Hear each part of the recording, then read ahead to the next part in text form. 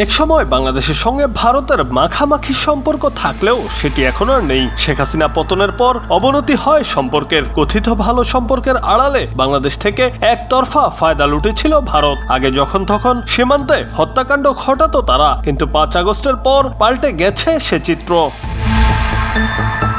এখন প্রতিটি অপরাধ বা কাজের হিসেব চাইছে বাংলাদেশ। বার্তা দেওয়া হচ্ছে ভারতের দাদাগিরি, উগ্র আচরণ আর নিজের স্বার্থ রক্ষায় আর এক চুলও ছাড় দেওয়া হবে না। এসব নিয়ে বাংলাদেশের সঙ্গে ভারতের সম্পর্কের টানাপোড়েন চলছে। এরই মাঝে বাংলাদেশ ভারত আন্তর্জাতিক সীমান্ত এলাকায় নিরাপত্তা জোরদার করেছে নয়াদিল্লি।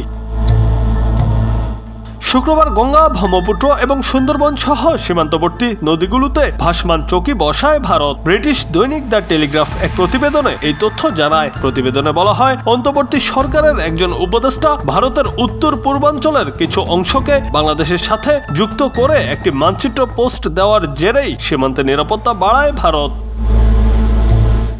ভারতের সীমান্তরক্ষী বাহিনীর একটি সূত্র জানায়, সীমান্ত এলাকাগুলোতে সার্বক্ষণিক টহল চলছে। নতুন ভাসমান চৌকিগুলো টহলে সাহায্য করবে।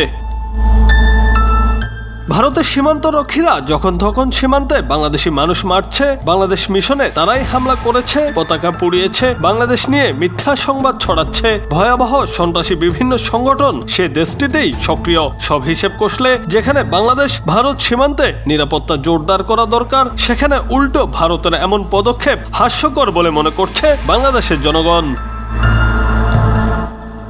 জুনায়েদ আহমেদ, বাংলা টিভি।